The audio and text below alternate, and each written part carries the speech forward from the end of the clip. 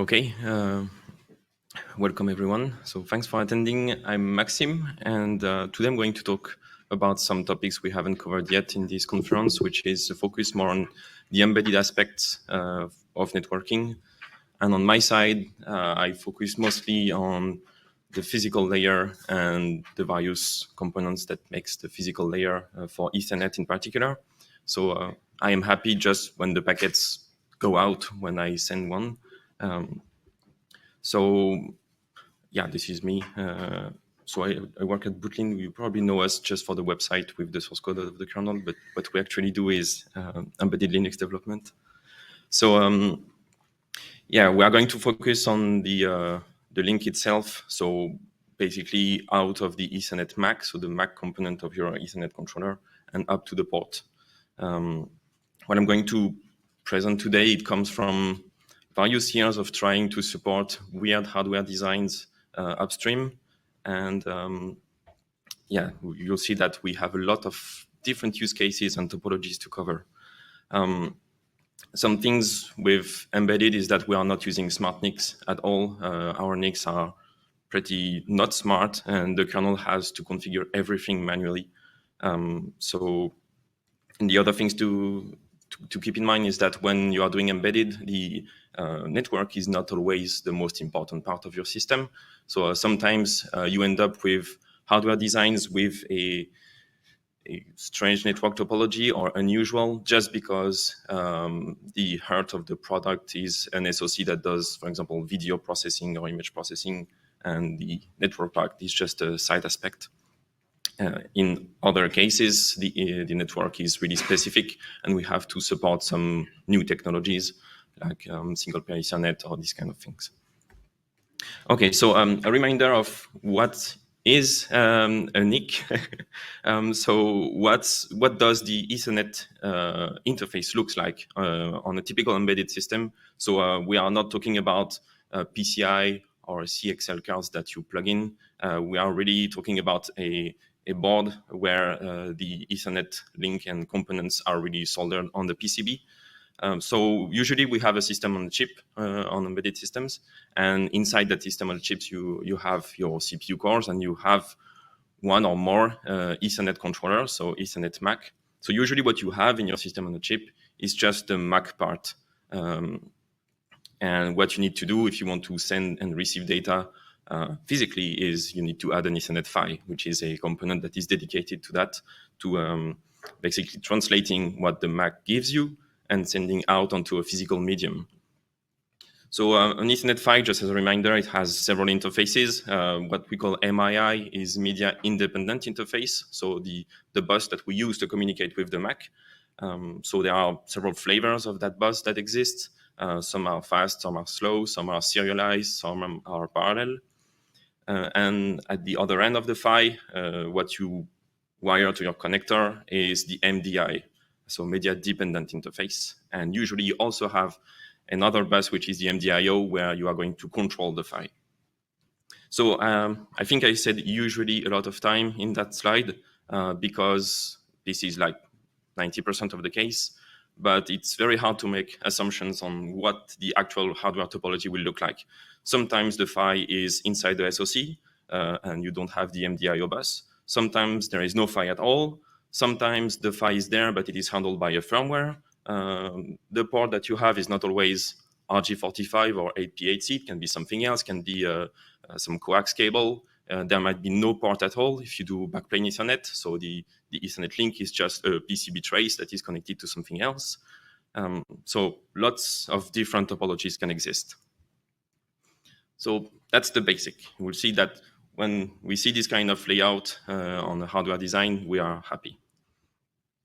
And in terms of user space interactions to configure your link, we use ETHTool. So ETHTool uses two interfaces to communicate with the kernel, Netlink or IOCTLs. And when it comes to configuring the link, and especially the PHY part of the link, what we pass as a parameter to ETHTool is actually the name of the network interface. So if you want to do, for example, cable testing, because some PHYs can allow you to do cable testing, what you do is ETHTool --cable test ETH0. So notice that we are not directly talking to the PHY, we are talking to a net device. And within the device, there is a phi dev pointer, and this is what's used internally in the kernel to know which phi do we want to use to perform the cable testing. So there are quite a lot of commands that are phi specific that are implemented today. So cable test is one example, but there are some other PLCA for collision avoidance. Time stamping can be done by the phi. PSE for power voice net and power supply equipments. And when it comes to the actual physical connector or the port, we don't have that much information actually. So we don't know, for example, from the kernel's point of view and user space, if there is an RJ45 port or if it's a coax. We have a bit of information, kind of a hint through a field which is the port, but it really tells you about the kind of media. Is it twisted pair Ethernet or fiber Ethernet? But it doesn't go into much detail about what the actual connector looks like on your device. And we see that it can be important actually to know that. So that was 101 for what's inside the NIC. Now let's dive into more complex topologies. So when I say more complex, it's usually more simple. So I guess you probably know SFP. This is what you might have on your high-end NICs, or at least a flavor of it. Apparently, you can also multiply vectors optically with SFPs. And so when you have an SFP port, which is something we see more and more on embedded devices because it's interesting, you have a flexibility when it comes to the media. You can have an SFP transceiver that has fiber output or a simple RJ45 connector. And the thing is, what you plug in your SFP, it expects a certain interface to be fed to the SFP cage. And this interface is what we call a serialized link.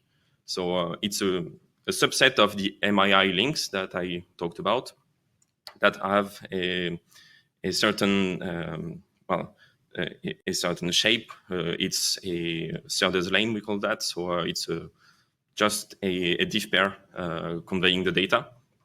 And what's important is that the data here is encoded with a specific standard. So when you are transmitting data over Ethernet, usually you don't send 1 bit on the medium to convey 1 bit of information. You actually introduce a little bit of redundancy. So for example, when you do gigabit Ethernet on fiber, you are actually conveying 10 bits of information of data to convey just a byte of information. So there is an encoding that goes on. So this is to do some error correction, but also to be able to reconstruct the clock at the other end of the link, because we are just conveying data and no clock. And so we need this component that does the serialization to be present in the MAC if we want to connect an SFP to our SoC. Usually, so this component is called the PCS, part of the standard, and usually this is what you find in an Ethernet PHY. So now this component has been taken out of the PHY, put inside the SoC, so that you can plug directly an SFP port. So in that case, we don't have a PHY. But in some of the cases, as I mentioned, sometimes the SoC that you choose it because it does something that you really want. And it might turn out that you also want SFP, but the SoC that you really need to use doesn't have the ability to serialize the link. So it doesn't have a PCS built in. So what you can do in that case is use a PHY just as a converter between the SoC and the SFP cage. So we call that a media converter mode for the PHY. And it will just translate what comes in, the MII, into another flavor, but that is serialized and that can be connected to an SFP. So in that situation, we have the Ethernet MAC, a PHY that acts as a media converter, and we basically just use it for its PCS, and then the SFP cage. So all of that works already. And what can happen in one step further is what is inside the actual SFP transceiver. So maybe you've seen these transceiver that have a RJ45 port on it, while it actually has a PHY inside. So this PHY is not left free running or standalone. It's actually configured by the kernel also. So in that case, when you have an SFP transceiver that has a PHY, we have 2 PHYs on the link between the MAC and the actual outgoing port. And we need to configure these 2 PHYs for everything to work properly. So all of that works already in the kernel. So thanks to PHYlib, who handles the actual PHY configuration. And PHYLink also has a play in it when we need to deal with the PCS configuration of the Mac. But this is well supported. However, there are some limitations when it comes to the configurability of each PHY. So the PHYs nowadays, they don't do just send and receive data. You can offload things in the PHYs. You can use them to do timestamping, as we saw, cable testing, and so on. And the problems is when you have multiple PHYs on your link, such as when you have one in your SFP transceiver, how do you select which PHY do you use on your link to perform an operation, like cable testing? In the case where you don't have a media converter, it's easy. The PHYDEV pointer will point to the PHY within the SFP module, and you start a cable testing operation, and it will go on from that port. But if you have 2 PHYs and you start a cable test, well, it will actually start on the innermost PHY, which is probably not what you want. And so this is one of the things that we will try to resolve. So one of the first things that we've been working on is the ability to represent the actual topology of the link. So keeping track of all of the PHYs that you have in your link, knowing that this can change dynamically. If you have an SFP module and you disconnect it, suddenly your topology has changed. You have one less PHY on your link. So you need to keep track of all of that and assign an identifier to each PHY. And then the idea is to report that PHY identifier to user space, so that user space can perform commands on a per PHY basis. So saying I want to do timestamping on which PHY on this link do I want to do the timestamping? I want to do cable testing on which PHY do I want to do that? So it's basically going beyond that netdev.phydev pointer. But of course, we keep it for now because we want to stay compatible. So if you don't specify any PHY index in your command, well, we fall back to the actual behavior. So that's one part of the problem. In terms of kernel API, this is ongoing work, and I am very, very bad at naming things. So the names here might change depending on the reviews. But the idea is to have a topology structure that will track everything on your link. So you have hooks that we put in the various PHY attach and SFP connect parts of the kernel, so that we can keep track of what's going on your link. But also these helpers are available for drivers if the drivers are themselves handling their PHYs, which can happen. I have one ongoing problem, which is there exists some PHYs that can be controlled by the kernel, but not connected to any net device at all. For example, if you are using switches on your board, DSA switches, and you have 2 switches that are chained together with a PHY in the middle, this one is not attached to any net device. And so for now, I've let it aside. It's a problem for future me, I guess. But one day, hopefully, we will have the ability to know about that PHY and control it. So that was for multiple PHYs. For now, easy enough. Let's talk about another variant. We'll see that everything comes together at the end. We'll focus on the actual port, so the connector. So you can have ports on your device that are internal or external. As I say, you can have internal PHYs, you can have backplane Ethernet, but your port, the port of your PHY or your Mac, can be connected to a physical connector. We don't have much information about that, but it can be interesting to have a better representation of the port, because there are some informations that are port specific. For example, the LEDs that you see on your RG45 connectors, they are attached to the port actually. Whereas right now it's it's complicated the way it works. Hopefully it will get better, because I think Andrew is giving a talk on that at Plumbers. But it can be an idea to really associate these LEDs with the notion of a port. Another interesting thing is for PoE, so power over Ethernet. If you have a switch that is a PoE provider, you will probably have a power controller that is going to control the amount of power you feed each port. And this controller is totally independent to the notion of PHY, to the notion of even not network interface. You are really focusing about the power you inject into a physical part. So that's why it's also interesting to have a better representation of the port. Now, there exist devices out there where we have one Ethernet MAC, one PHY, but this PHY has two physical ports. So you can find that on a lot of PHYs actually. So the examples I am giving here is because it was the kind of the first type of devices that has this topology. But most PHYs nowadays can do multi-port. So usually it's when you want to have an RJ45 connector and also an SFP connector, and you can only use one of them at a time, of course. If you plug both, the PHY will select one that is going to be used. But as of today, it also works, but the behavior of which port gets selected for the link is really PHY dependent. So the actual PHY hardware will select one port and report it. So an idea would be to better represent that also, to allow user to switch between ports as needed and have more information about what this port is capable of. So introduce a new structure and again, use the link topology to track all of the ports that are on a given interface. And that way we can know, for example, what are the supported link modes that you can use on a given port.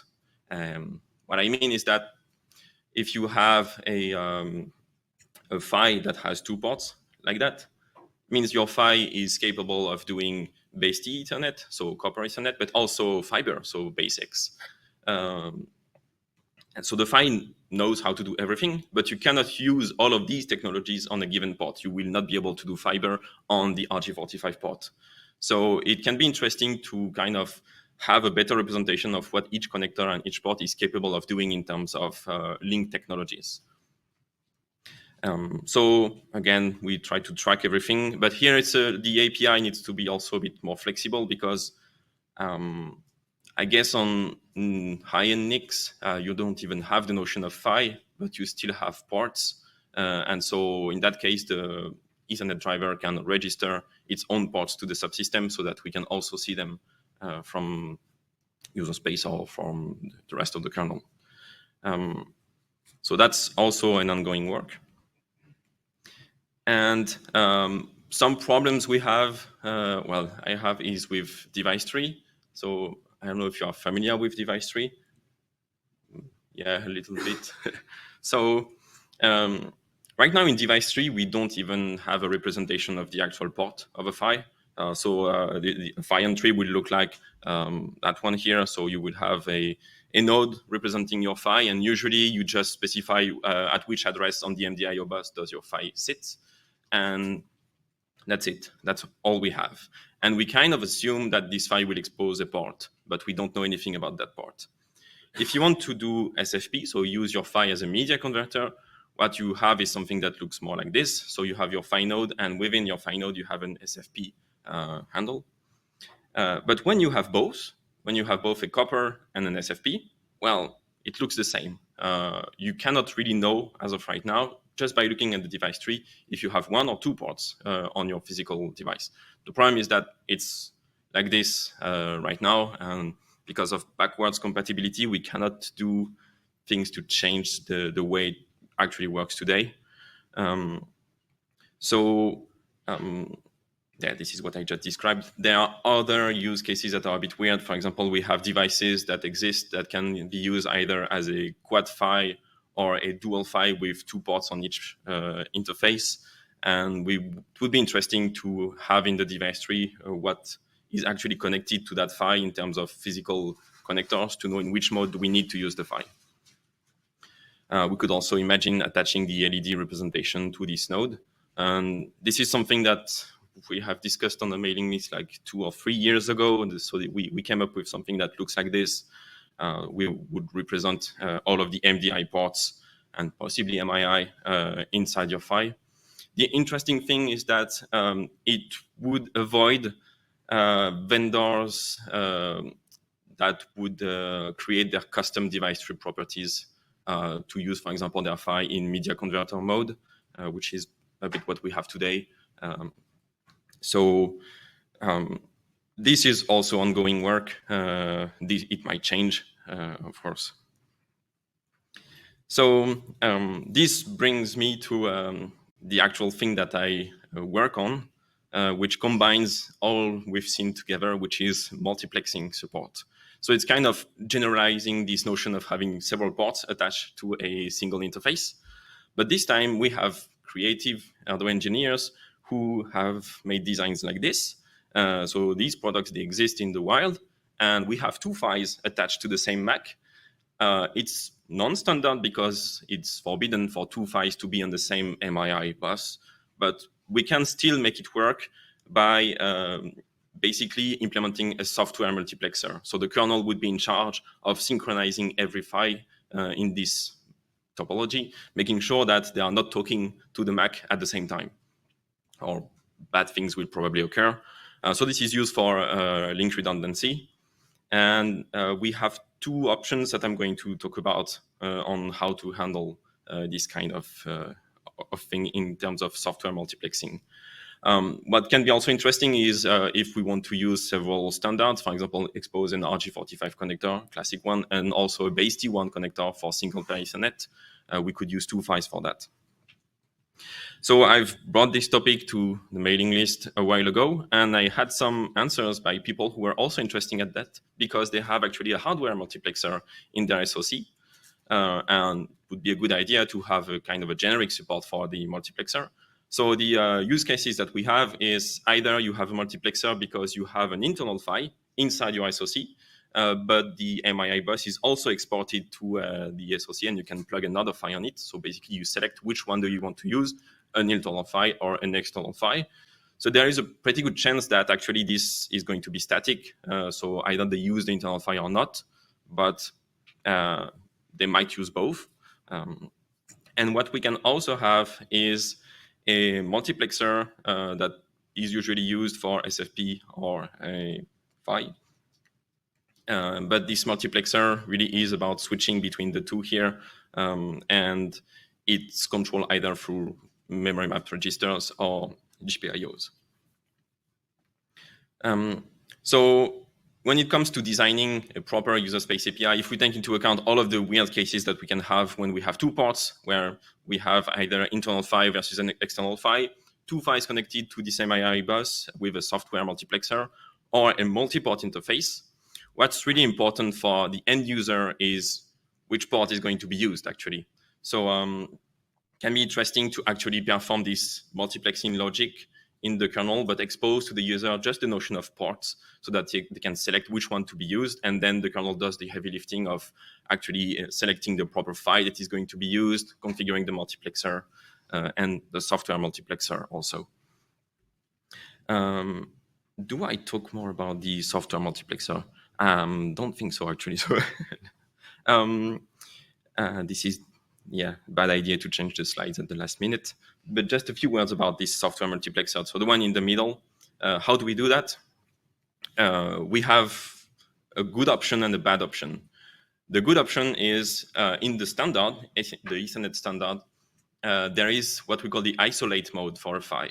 And it's perfect for us because what it does is the PHY is actually not going to talk at all on the MII bus. So it's not going to talk to the Mac, but it's still going to perform link establishment, speed negotiation, and report all of that to the kernel. So it's perfect. We can put both PHYs in isolate mode and see which one has the link first. And we can also, for example, do something like which PHY has the fastest link.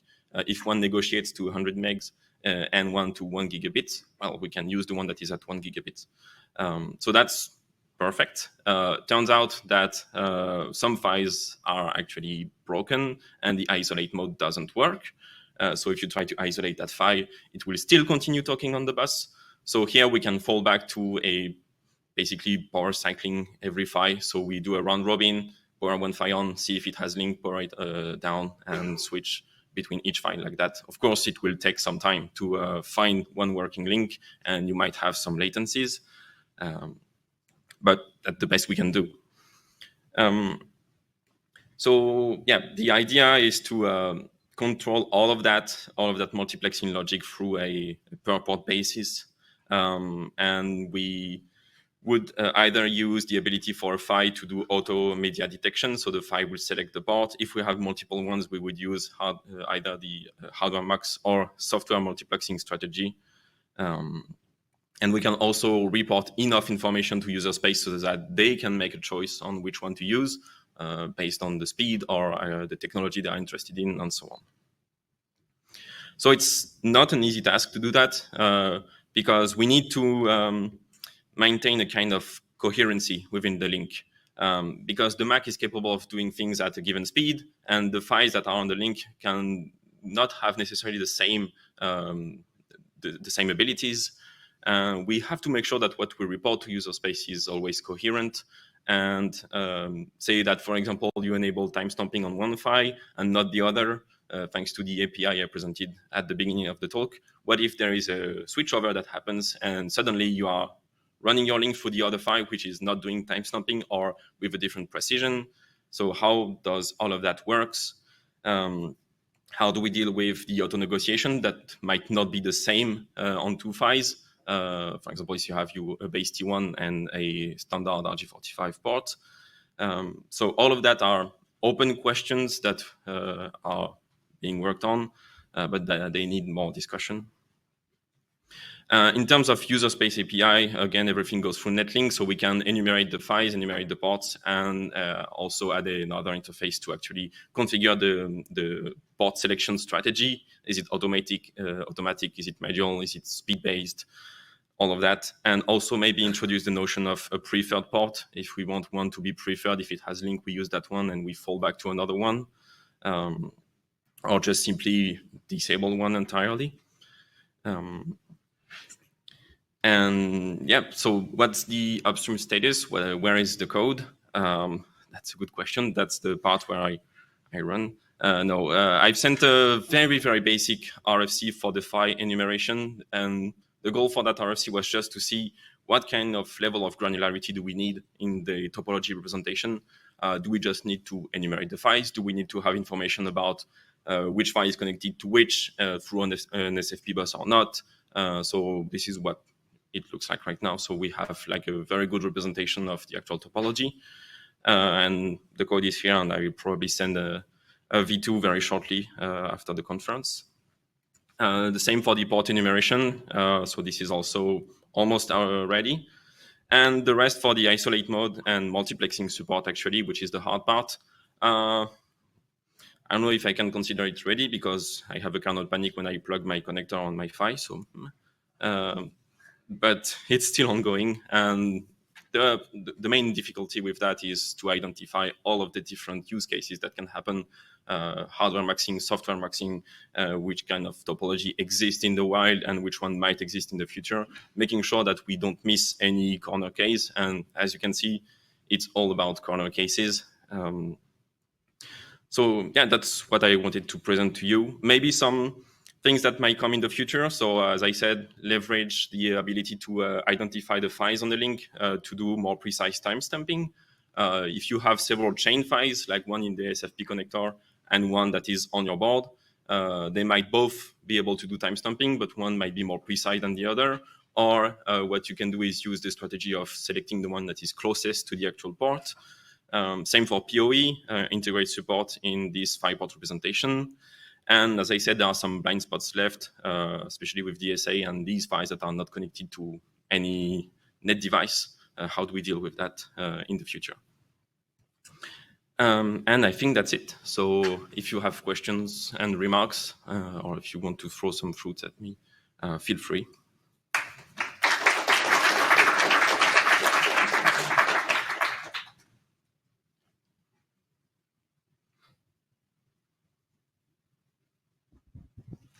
So with isolate mode, link status and information is still sent on the MII bus. Is there not a possibility for a conflict between two PHYs in the software multiplexing scenario from impacting the MII when they both update information like link status to the so what the PHY do actually is that they update that information through the MDIO bus. So it's out of band and you will not conflict here. And each PHY has an MDIO to the SOC. Okay, that makes sense. Usually, yeah. Anybody local, or we turn it over to Russell and Andrew are online as well. Anybody? Oh, Jesse. I would just extend that answer. Thomas the mic. Got SGMI, you're doing in-band signaling. Oh, there's Andrew saying something. I guess you did. Yeah. Go ahead, Andrew. Go ahead, Andrew. I just said that if you're using SGMI, you've got in-band signaling, and you need to make sure that the isolated mode blocks your in-band signaling. Indeed. Yep. That's true. And well, maybe you know more about me, but I don't know how well tested this isolate mode is. And I expect it's probably broken because I think it's never used. Hi, Maxime.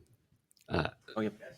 So we have this problem also in like standalone Macs, not just in SoCs, because standalone Macs often have separate MDIO buses, and they can be wired up by whoever builds a board with them, right? So it's the same problem.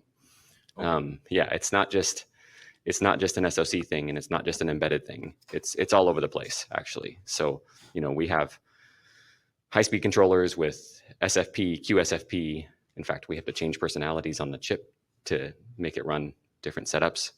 But I wanted to make that point, but then the question I had for you is, have you thought about how you might want to expose this topology to the user also, like visibly? So I wanted to suggest like something like your pictures actually looked a lot like the hardware HWLOC libraries output, which is like LS-topo is the tool. So I was wondering if we should just extend that tool to make it go, just a couple layers deeper into the display of what the system has. Yeah, it could be a good idea. Yeah, it might be easy because it's just a couple extra data structures instead of like rebuilding a whole entire graphical infrastructure. And so, out of curiosity, how do you handle right now the fact that you have multiple ports on your Mac? Is it the driver who takes the decision? Is it the firmware? And how? Well, it depends on the design, right? The driver is just taking care of all the complexities, and like some of the older drivers like E1000 or some of the other drivers that have like multiple layouts, board layouts per Mac, right? They might be used in a bunch of different ways, right? With cages or without, or with twisted pair or without, or with multi-phy. Who knows, right? What people do.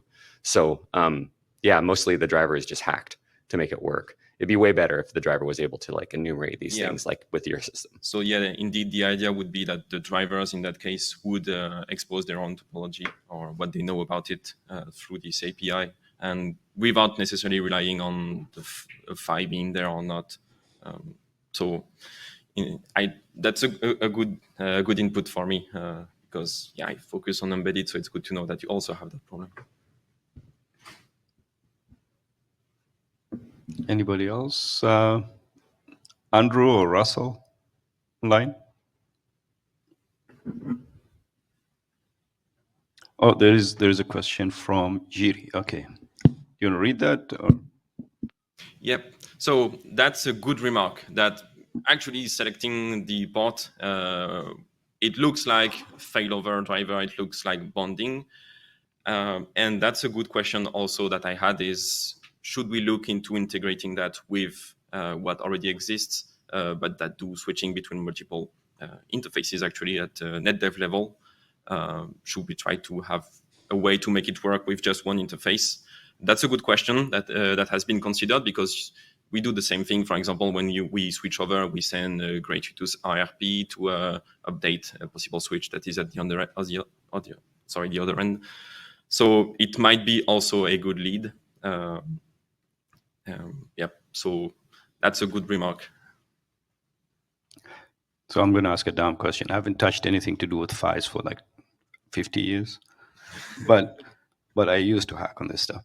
So how does this appear? I mean, you have two links in one Mac.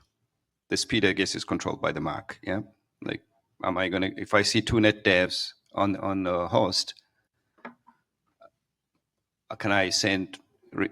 I know you're saying it's for redundancy. I think Microsoft is big on this on Azure, if I'm not mistaken. Do I get dual the speed, or Can I have active setup? I don't know. So maybe you will have like enable, disable, or active, like you say, for the speed.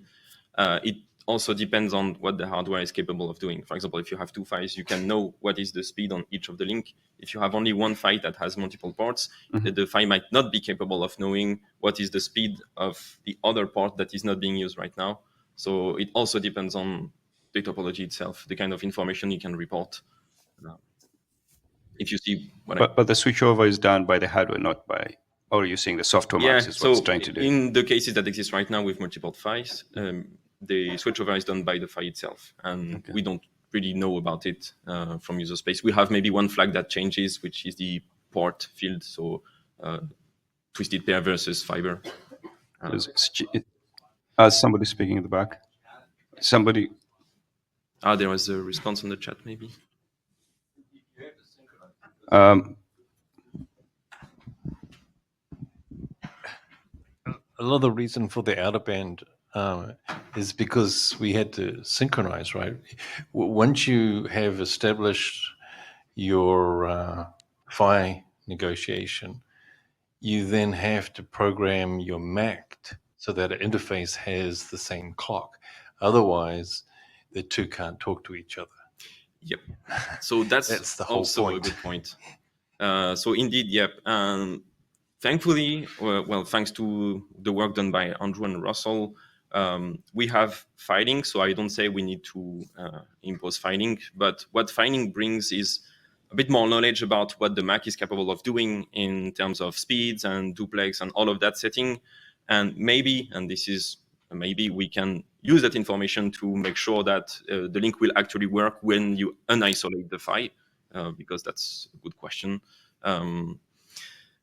So, and maybe we would have to like reconfigure again the link and have a short down and up.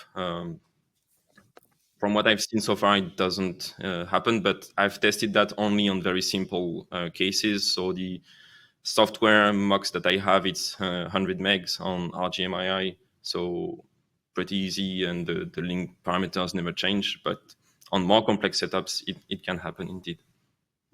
Sounds like there's a question. Is that true?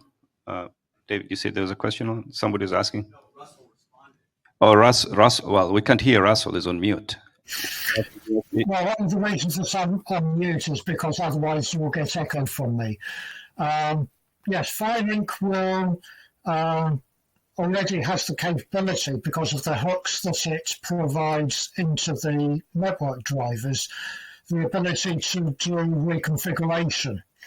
So when things change with the media side of the link, or, for example, when a different sort of SFP is plugged in, it has the capability of reconfiguring the MAC side to cater for the appropriate PHY settings. We already have a number of the 10 gigabit PHYs which change their interface to the Mac depending on what was negotiated on the media side. So, for example, one of the PHYs that was in the presentation was the Marvel 883310. And what that will do is, in one of the setups that it's used, it will switch between 10 gigabit base R, talking to the Mac, 5 gigabit base R, 2500 base X, and SGMII. And when it's in SGMII mode, it will want to use the in-band signaling to do the appropriate number of bit replications on the SGMII link. So we already have the functionality there to reprogram the Mac depending on what is going on further down the link. Yep, that's a good point. Anybody else? All right, let's give it up for Maxime. Thank you, Maxime.